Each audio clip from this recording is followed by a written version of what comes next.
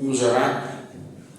Senhor Deus, obrigado por esse tempo de adoração que nós podemos, como igreja, como irmãos reunidos, prestar ao Senhor. Obrigado pela sua bondade, que toda vez que nos reunimos no seu nome, nós podemos provar da sua presença, provar, Senhor, do seu toque suave. Pedimos que o Senhor possa cada dia mais aumentar essa realidade entre nós. Prepara-nos para esse grande encontro que acontecerá um dia, Senhor, onde estaremos totalmente preparados para ver o Senhor.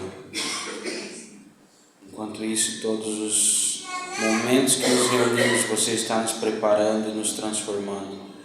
Obrigado por isso, Senhor. Pedimos que a Tua Palavra possa trazer clareza aos nossos corações, iluminar o nosso entendimento, nos ajudar, Senhor, a como caminhar, como praticar, Senhor, a Tua vontade. Em nome de Jesus. Amém.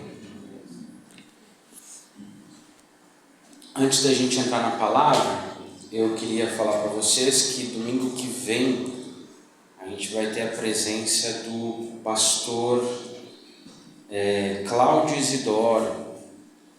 Ele é pastor e psicólogo, ou psiquiatra, agora não me lembro qual das qualificações. Psicólogo? E ele vai estar junto conosco no domingo à noite, então queria te convidar a não perder esse culto, né? E talvez a gente faça algum tipo de encontro mais breve, parecido como a gente fez com o... Como é que é o nome do menino? Bruno. A memória não está boa não. Então, um pouquinho antes do culto, a gente tem esse tempo junto com o Cláudio, para aproveitar um pouco mais de tempo com ele. Que ele vai estar vindo à igrejinha também, então a gente vai compartilhar o tempo dele.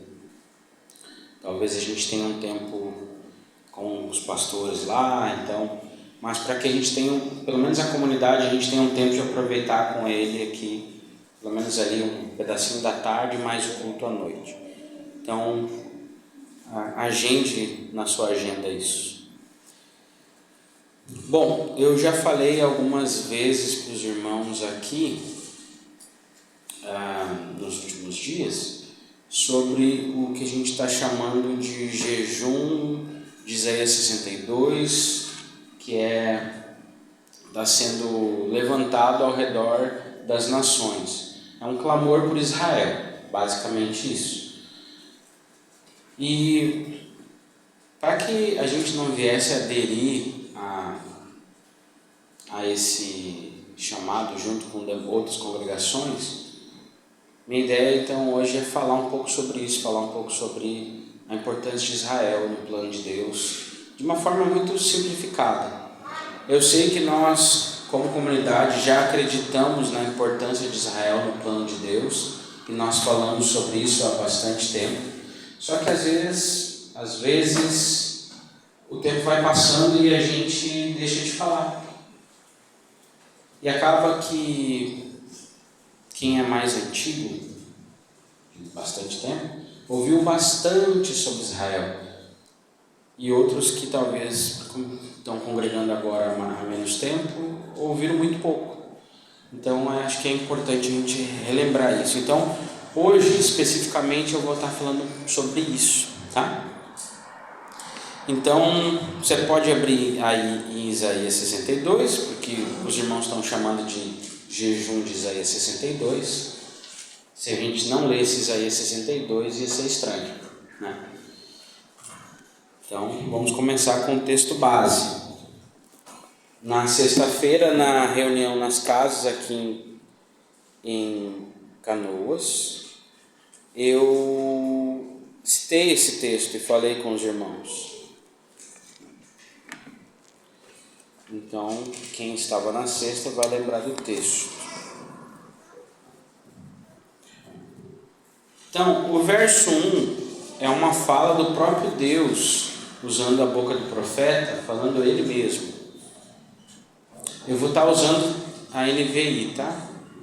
Todas elas. Então, Isaías 62, verso 1: Por amor de Sião eu não sossegarei, e por amor de Jerusalém não descansarei, enquanto a sua justiça não resplandecer como a alvorada, e a sua salvação como as chamas de uma tocha. Então, quem está falando isso aqui é o próprio Deus, não é o profeta especificamente, é o profeta, mas sendo usado como boca de Deus. Então, isso aqui é muito relevante, porque eu sei que muitos de nós, como cristãos, como evangélicos, aprendemos a ler versos como Israel, Jerusalém, Sião, e automaticamente ou trocarmos para palavras como igreja ou pelo seu próprio nome. Então, em vez de você ler por amor de Sião, diz: por amor do Lucas eu não sossegarei, por amor do Lucas não descansarei, enquanto a sua justiça não resplandeça como a alvorada, e a sua salvação como as chamas de uma tocha. Ou colocar o termo igreja, né, para trazer algo pessoal para mim. Mas eu preciso te dizer, no original está Israel e está Jerusalém. Não está a igreja, não está o seu nome, não está o meu nome. Então significa que Deus tem algo muito peculiar para a nação de Israel e para a cidade de Jerusalém. Então Deus diz que Ele não vai dar descanso aos seus olhos. Então isso não foi só Davi que definiu uma insônia permanente, mas o próprio Deus estabeleceu que Ele não vai dar descanso aos seus olhos enquanto não colocar Israel ou Jerusalém como um louvor sobre toda a terra. E aí, o próprio Deus, no verso 6, considerando que Ele não faz coisa alguma na terra, senão Ele não comunica aos seus amigos, os profetas, Ele diz, o próprio Deus, que coloquei sentinelas em seus muros, ó Jerusalém, jamais descansarão dia e noite. Vocês que clamam pelo Senhor, não se entreguem ao repouso e não lhe concedam descanso, até que Ele estabeleça Jerusalém e faça dela o louvor da terra. Então, esse desejo de Deus, esse fogo que queima no coração do Senhor, Ele simplesmente partilha com os seus amigos, homens e mulheres que Ele escolheu ao longo do tempo, da história, ao longo das eras, e Ele estabelece intercessores, homens e mulheres de oração, que vão orar por Jerusalém, que vão orar por Israel, até que Deus salve aquela cidade, até que Deus coloque ela como a coroa de glória sobre as nações. E quando isso acontece? Quando Jesus volta. Quando Jesus volta, Ele, como judeu perfeito, filho de Abraão, filho de Davi, Ele se torna o grande rei. O próprio Jesus diz que não jure por Jerusalém, a cidade do grande rei. Ele mesmo é o grande rei, o qual reinará sobre Jerusalém. E quando Jesus se tornar o rei dos judeus e também o rei das nações, Jerusalém vai ser a cidade mais importante de toda a terra, porque lá vai estar o Filho do Homem, lá vai estar o Filho de Davi, o Filho de Abraão, o Rei e Senhor, Rei dos Reis, Senhor dos Senhores. Então, lá estará a glória de Deus, porque o Filho de Deus estará reinando naquela cidade. Quando isso vai acontecer? Quando Ele voltar. Então, essa intercessão está falando da vinda ou do retorno do Senhor para estabelecer Jerusalém, a cidade mais importante. Muito obrigado.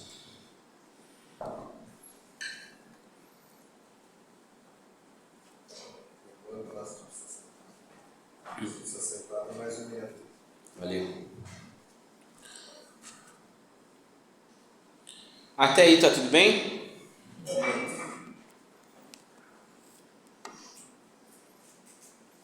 Então o que nós temos dentro desses 3 versos é de que Deus tem um desejo, Deus tem um plano, e Deus compartilha isso com homens e mulheres e os torna intercessores, missionários, homens com uma missão de oração.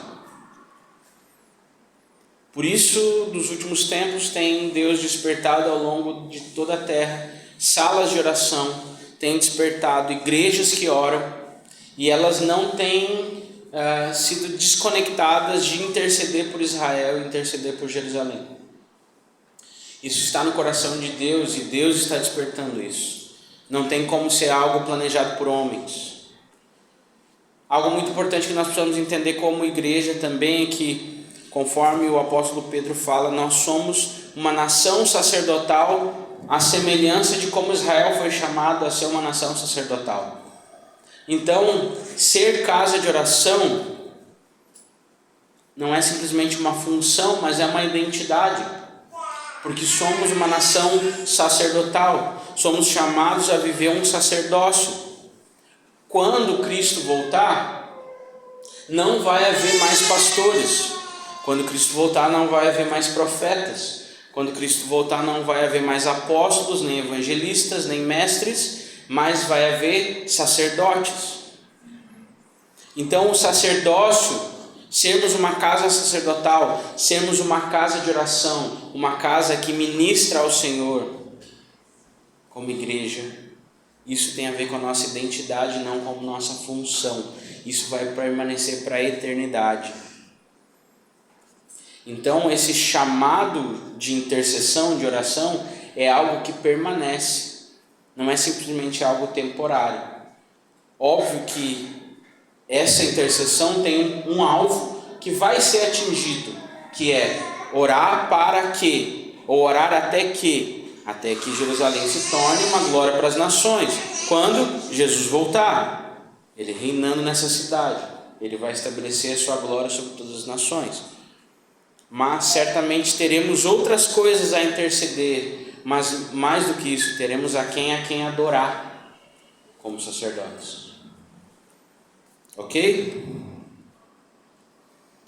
Por que então existe esse chamado nesse tempo? Entende-se que Israel precisa, assim como qualquer outra pessoa, confiar em Jesus para ser salvo. Mas a palavra fala sobre arrependimento e fé. Então eles precisam provar de um arrependimento genuíno e nacional, coletivo. Lá em Atos 3, do verso 17 ao 21, nós temos uma fala de Pedro sobre isso. Atos 3.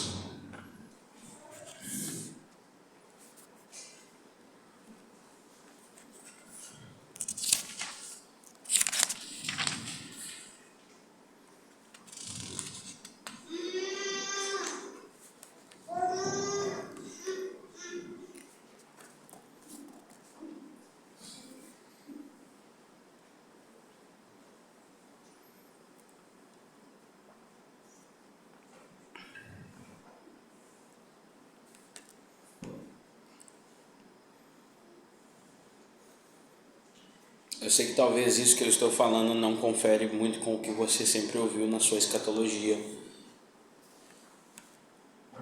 sobre Jesus descer. Talvez você ouviu muito sobre nós subirmos, mas Ele mesmo disse que Ele é o pão do céu, que desceu do céu, e que Ele voltaria para lá, mas desceria de novo. Foi isso que os anjos disseram aos discípulos assim que Ele foi elevado aos céus. Da mesma forma que vocês viram Ele subir nas nuvens, Ele descerá. Atos 3, 17 e 21. Agora, irmãos, eu sei que vocês agiram por ignorância, bem como os seus líderes. Mas foi assim que Deus cumpriu o que tinha predito por todos os profetas, dizendo que o seu Cristo haveria de sofrer.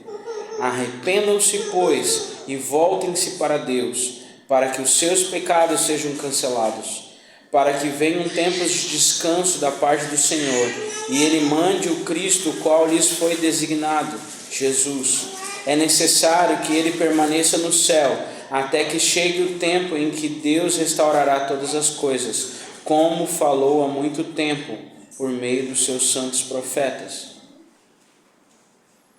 Essa mensagem, essa proclamação, ela não mudou desde o início, desde Gênesis até o final, será o mesmo. Precisa haver uma correspondência de arrependimento. E foi isso que Pedro falou àquela multidão em Jerusalém. Ele disse: vocês precisam se arrepender. Talvez vocês não tenham entendido o que vocês fizeram quando vocês mataram Jesus, mas vocês precisam se arrepender. E esse arrependimento vai ser correspondido também em confiar nesse Jesus, o qual Deus já determinou sendo Cristo. E ele, no tempo determinado, irá voltar para estabelecer então essa promessa de Isaías 62. Uma outra predição que foi feita pelo próprio Jesus está lá em Mateus 23, 39. Você pode abrir aí, Mateus 23, 39.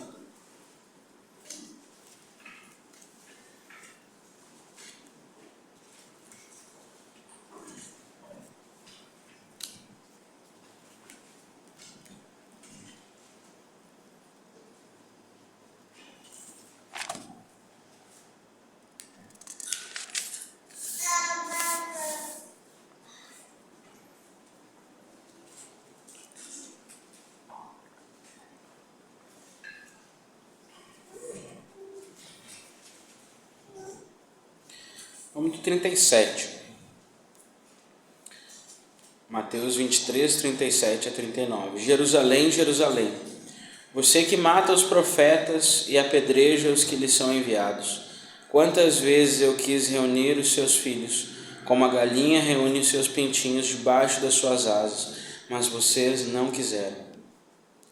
Eis que a casa de vocês ficará deserta, pois eu lhes digo que vocês não me verão mais até que digam: bendito é o que vem em nome do Senhor.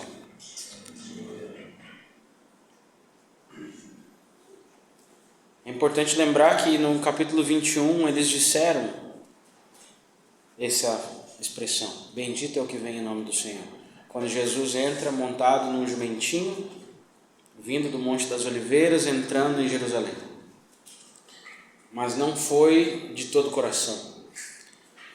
Jesus está aqui falando de uma oração, de uma intercessão, a qual esse povo judeu vai fazer, vai clamar. E o que ele diz, que está ali no texto, é de que quando eles fizerem isso, eles verão o Senhor Jesus. E é nisso que muitos dos irmãos messiânicos acreditam.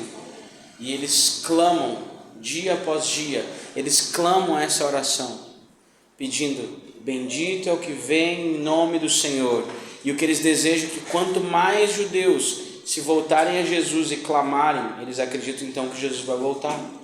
Então, intercedermos para que Deus faça de Jerusalém um louvor sobre toda a terra, é interceder para que primeiro eles encontrem o verdadeiro arrependimento e reconheçam que Jesus é o Senhor. E quando eles reconhecerem que Jesus é o Senhor, eles vão clamar: bendito é aquele que vem em nome do Senhor. Amém? Agora vamos lá para Romanos 11, um texto muito importante. Nós não vamos olhar todo o texto, vamos ver só 4 versos.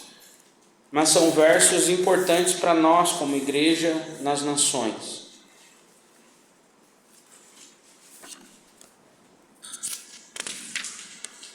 Nós precisamos entender a importância de Israel no plano de Deus e também a importância deles no funcionamento, no andamento da igreja.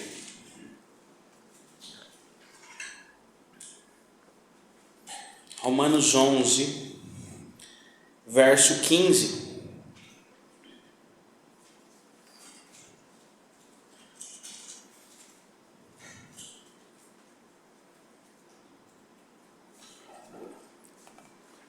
Paulo dizendo à igreja de Roma assim: pois se a rejeição deles é a reconciliação do mundo, O que será a sua aceitação, senão vida dentre os mortos?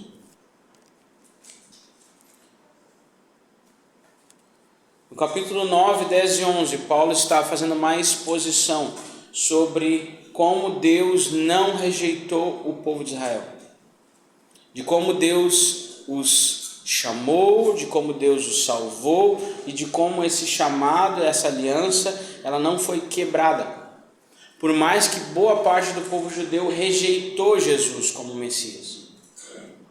É essa a explanação que nós temos em 3 capítulos. E basicamente Paulo está instruindo uma igreja que está naquele determinado momento totalmente, predominantemente gentílica, de gentios. E Paulo está dizendo e lembrando eles para que eles não se tornem arrogantes, ao ponto de achar que eles podem ser uma igreja que vivencia todo o plano de Deus e exclui a raiz da qual eles foram gerados. E Paulo lembra eles. Lembra de que foi do povo judeu que veio a Bíblia. É do povo judeu que veio o Cristo segundo a carne. Jesus nasceu como um homem judeu. E assim, tantas outras questões, as alianças, as promessas, tudo veio deles. Então, o que Paulo está dizendo, se eles terem, esse povo judeu, ter rejeitado Jesus, levou a que você fosse salvo, o que acontecerá quando eles tiverem seus corações convertidos? Paulo responde, ele diz, será vida dentre os mortos, será ressurreição dos mortos, será avivamento, será uma explosão de vida. Então, você se pergunta, por que orar pelo povo judeu amanhã? Por que orar lá no meu devocional? Por que as irmãs na terça orar pelo povo judeu? Por que na quinta noite, quando a gente se reúne para orar pelo povo judeu? Então, por isso, pelo fato de eles terem rejeitado o seu Cristo, possibilitou que o Evangelho chegasse a você. Você consegue tentar imaginar na sua mente o que pode acontecer quando todo esse povo tiver uma conversão em massa? Simplesmente o maior avivamento da história.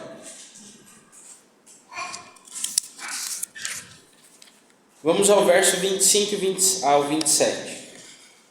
E aí Paulo traz de forma mais contundente isso aos irmãos. Irmãos, não quero que ignorem este mistério, para que não se tornem presunçosos. Israel experimentou um endurecimento em parte, até que chegue à plenitude dos gentios. E assim todo Israel será salvo, como está escrito: virá de Sião o Redentor, que desviará de Jacó em impiedade. E esta é a minha aliança com eles, quando eu remover os seus pecados. Paulo está citando 2 textos do Antigo Testamento, simplesmente para referendar de que Deus não quebrou sua aliança com o seu povo, mas dentro do mistério de Deus, do plano de Deus, Deus gerou um endurecimento no coração dos judeus, para que o Evangelho não ficasse restrito em Israel, mas fosse espalhado sobre as nações. Mas o que Paulo está dizendo é que agora a igreja das nações precisa gerar ciúmes em Israel, para que eles se voltem ao Senhor, porque não está completo o plano enquanto eles não voltarem, porque se eles não voltam, esse bendito avivamento não explode. Eles são a chave para esse avivamento. É algo extraordinário de pensar de que no plano de Deus, o Cristo viria e levantaria esse povo, o povo dele, o povo do Messias, e eles pregariam o Evangelho, e as nações seriam salvas. Mas dentro desse grande mistério de Deus, onde ele endureceu o coração do seu povo, e as nações começaram a ser salvas, nós somos como um fruto da pregação deles, mesmo que eles ainda não pregaram. Doido isso, né? Nós somos o fruto de algo que eles deveriam de cumprir, e eles ainda nem cumpriram. O que será quando eles cumprirem o seu propósito na sua plenitude? O ponto todo é que Paulo está tentando dizer, e ele vai escorrer em todos esses 3 capítulos, principalmente no capítulo 11, é dizendo: Israel é uma oliveira, e seus galhos foram cortados. Nós, como gentios, somos uma oliveira brava, uma oliveira silvestre que não é cultivada como Israel. Se Deus cortou aqueles galhozinhos para nos enxertar lá, não se ache melhor do que eles, porque Deus pode arrancar esses galhos e colocar outros. Deus pode nos arrancar e colocar outros. Então, ele está dizendo: tenha muita humildade, porque nesse processo todo quem fez a obra foi Deus. E assim como Deus pôde endurecer o coração deles, Ele pode amolecer de novo. É Ele que faz. Porque Ele quis estabelecer todos debaixo de um mesmo ambiente, onde Ele pode manifestar a sua misericórdia. É isso como Ele vai finalizar o capítulo 11. E é assim que Paulo então começa a entoar aquele hino de louvor, aquela doxologia: ó profundidade da riqueza e da sabedoria. Porque ultrapassou o limite do pensamento de como Deus faria esse grande plano acontecer. Israel era chamado para ser luz para as nações, mas eles rejeitaram a luz de Deus. Mas ainda assim essa luz irrompeu e foi salvando pessoas, e nos salvou. E é isso que Paulo está dizendo para eles: cara, se a rejeição deles fez vocês se tornarem povo santo, povo de Deus, vocês conseguem imaginar Deus convertendo o coração desse povo e eles aplicando tudo o que eles têm de bagagem? Tenta imaginar Paulo, Saul, né? Nós chamamos de Paulo, mas no final o nome dele é Saul. Um homem, um fariseu cheio do conhecimento de Deus, achando que estava fazendo o plano de Deus, no final não estava. Mas quando Deus tocou, se tornou o maior escritor do Novo Testamento. Você consegue imaginar vários Paulos, várias Marias, vários Pedros sendo despertados. Imagina 2 milhões, 3 milhões, 8 milhões.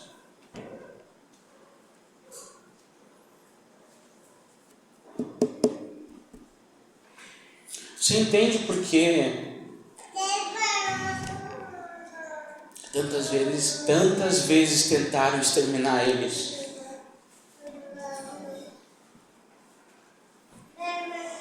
Eles são uma chave.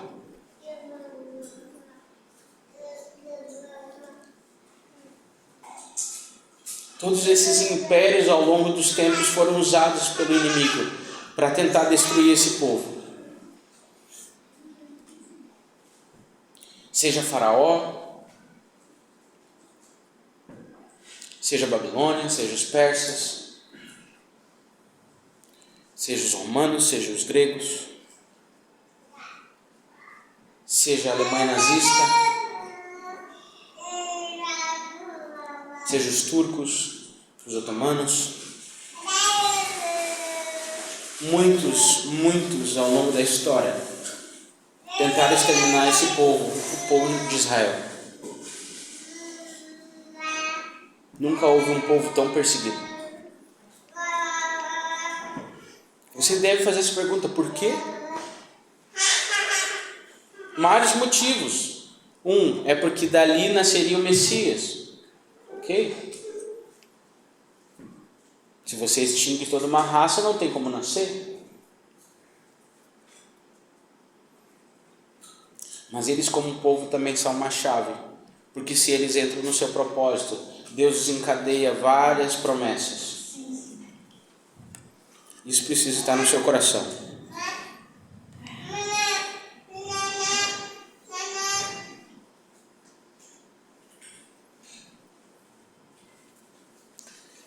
Abre aí num livro que a gente normalmente não lê muito, ou melhor, não prega muito, não estuda muito. Esther. Livro de Esther.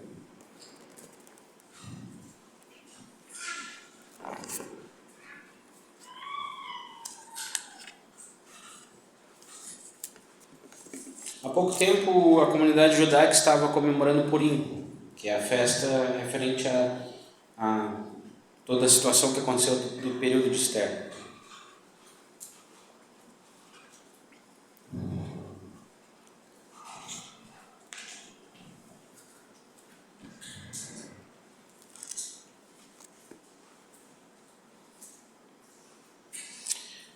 Capítulo 4, verso 14 a 16.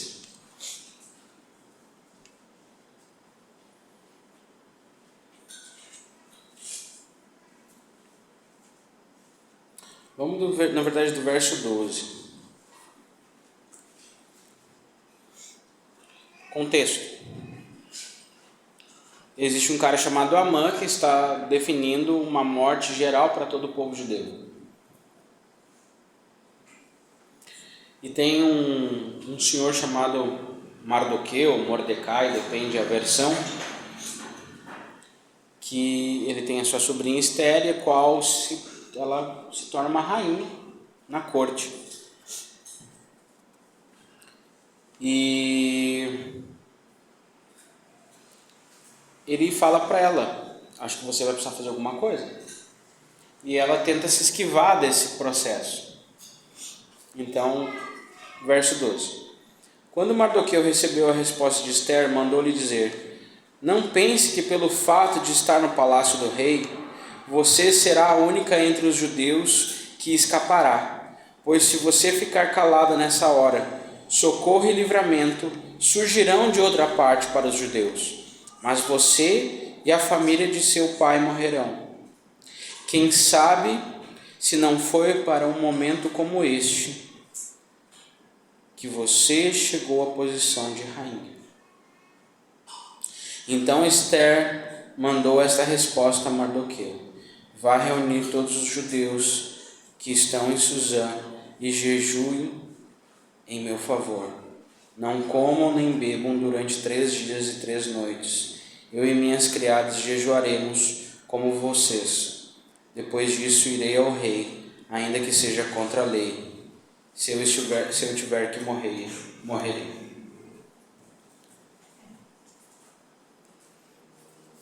Muitos irmãos fazem uma analogia de que hoje nós, como igreja, essa igreja das nações, está nessa posição dessa rainha. E nós podemos nos preocupar com os nossos parentes judeus, como parte desse povo que vai ser salvo pelo Senhor Jesus. Nós podemos tomar essa posição como povo do Senhor e nos colocar de joelhos diante do Rei da Glória. Nós podemos jejuar e pedir para que Ele intervenha, para que Ele salve o seu povo. Talvez foi para isso que Ele nos salvou, para nos colocar como aqueles intercessores de Isaías 62, que não dão descanso aos seus olhos até que vejam Jerusalém resplandecendo com a glória. Existem irmãos ao redor do mundo e alguns querem chegar num número de 1 milhão de intercessores. Uma coisa que nós podemos ter certeza é conforme diz lá João 17. A gente pode abrir lá.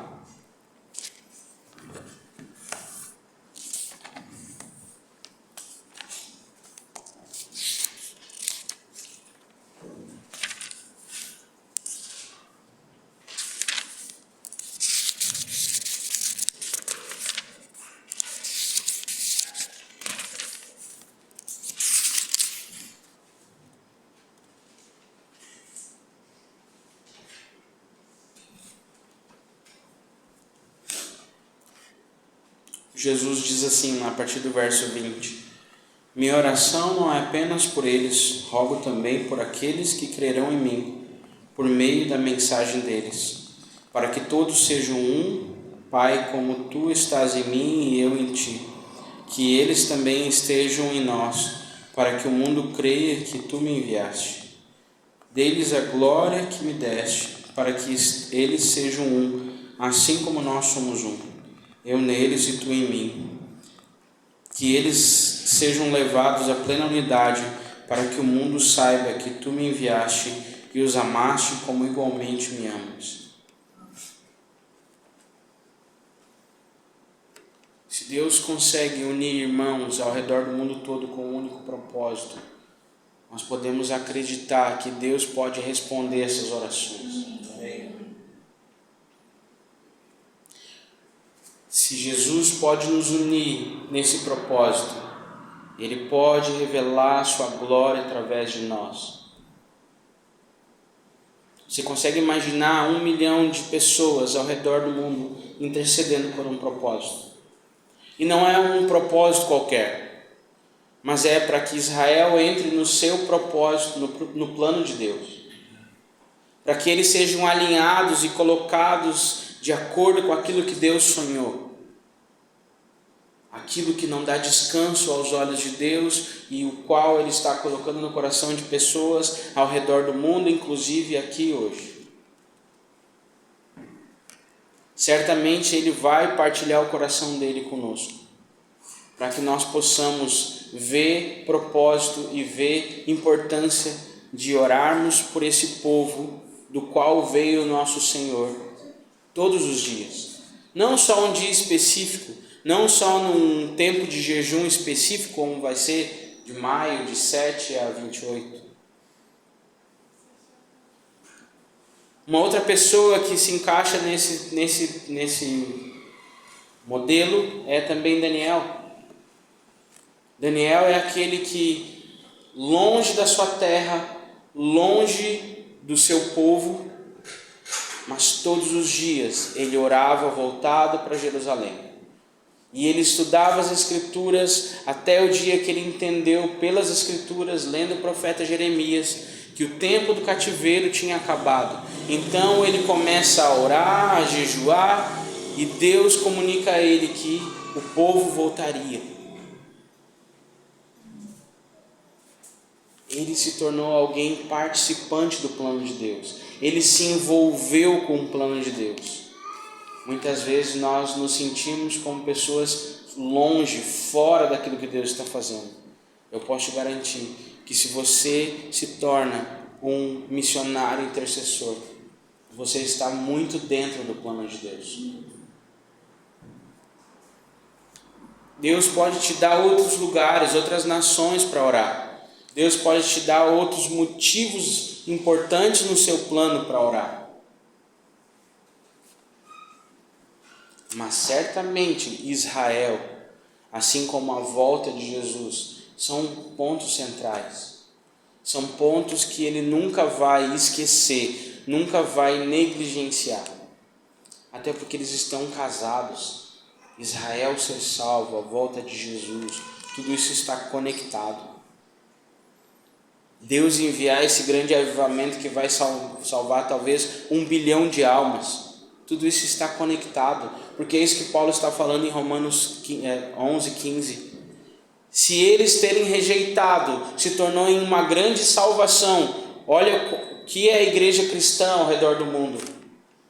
O que dirá quando esse povo for conectado, enxertado de novo na oliveira? Grande vida será trazida. É assim como nós olhamos, se a morte de Jesus nos trouxe salvação, o que dirá a sua revelação quando Ele vier em glória? Se Ele em humildade nos trouxe salvação, o que será quando Ele vier na sua plenitude de glória? A rejeição de Israel é como a morte do Messias. Não quero fazer confusão aqui para que você diga, então a rejeição deles é a morte de Jesus. Não. Mas tem um paralelo. Assim como Cristo morre, o povo escolhido rejeita. Da mesma forma, quando Ele vier em glória, eles também vão receber Ele de todo o coração.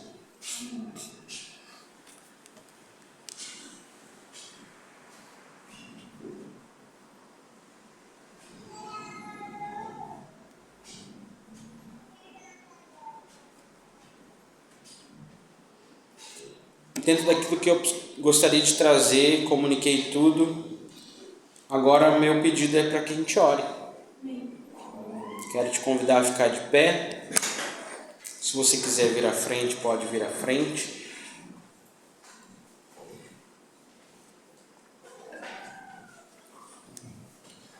Nós vamos estar passando os dias, o horário que a gente vai ter disponível para estar orando aqui presencialmente.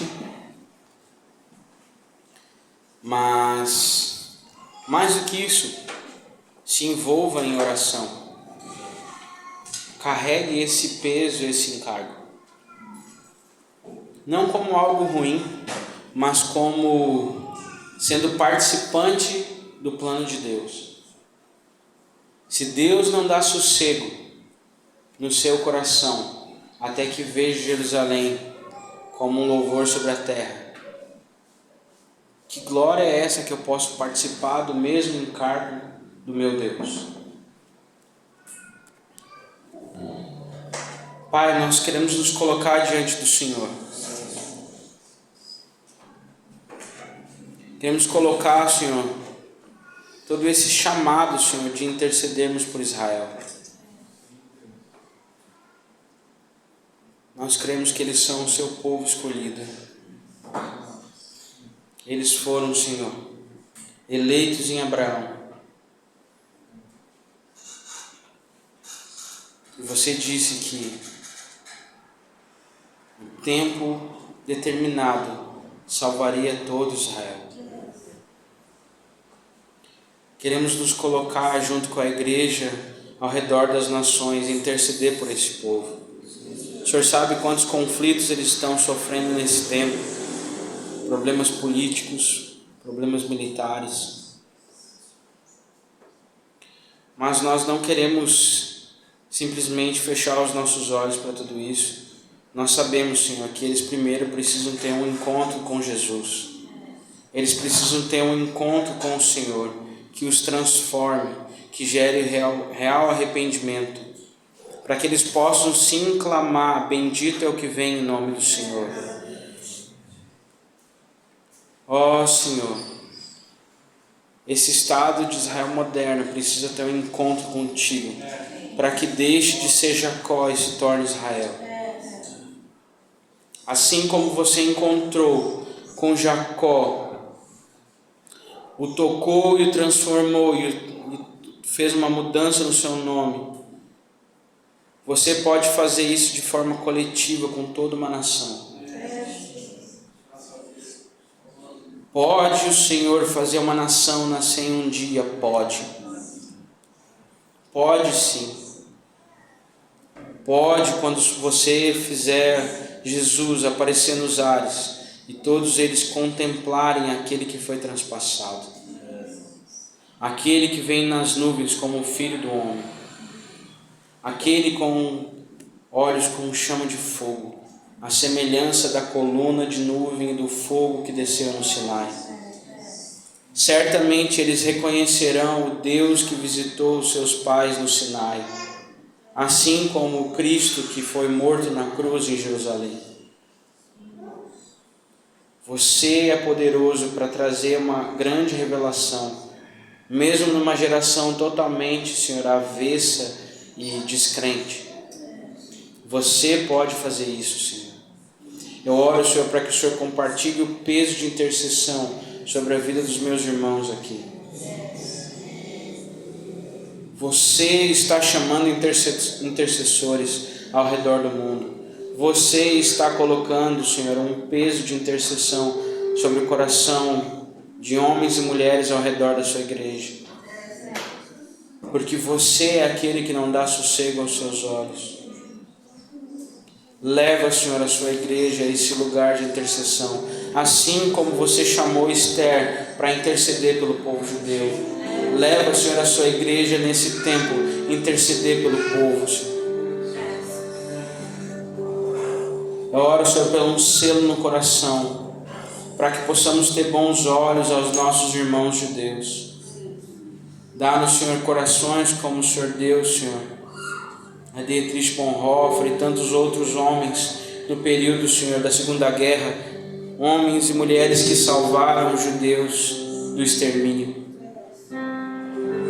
Batiza a igreja, Senhor, com esse peso de ser aqueles que vão ajudar e cooperar para o plano de Deus.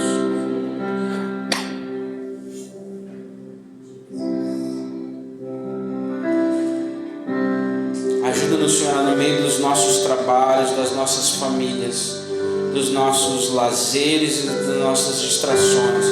Nos lembrarmos, Senhor, de que se a rejeição deles nos trouxe salvação, e se hoje podemos levantar as nossas mãos e exaltar o Senhor da glória, certamente a salvação desse povo nos trará aquilo que mais nós desejamos, a vinda do Senhor Jesus.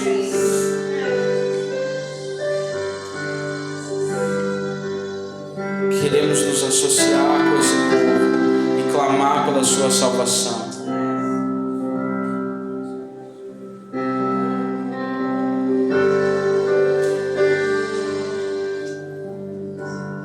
Ó Senhor, levanta intercessores que não dão descanso aos seus olhos, nem de dia nem de noite, mas que lembram o Senhor das suas promessas. Você prometeu, Jesus, você prometeu, Senhor, que você salvaria a nação de Israel. Você prometeu que retornaria em glória. Você prometeu que nos daria corpos ressurretos, que nos daria uma salvação plena e completa. Nós não estamos bem se o Senhor não retornar. E todas essas promessas estão costuradas, estão totalmente conectadas com a sua vinda, com o seu retorno. Então, Jesus, no final das contas, você é o centro, você é o foco. Dá-nos um coração voltado para Ti, para que possamos nos conectar com aquilo que está no Seu coração, Senhor. Certamente o dia da Sua vinda está no Seu coração. Certamente restaurar o Seu povo Israel está no Seu coração. Certamente resgatar a igreja nas nações está no Seu coração. Para que você estabeleça novos céus e nova terra, restabeleça o tempo, a era do Espírito, renovando e restaurando todas as coisas. Leve o nosso coração a esse lugar de intercessão, desejando esse tempo, o tempo da sua vinda, o tempo da salvação, o tempo que os reinos da terra serão do Senhor e do seu Cristo.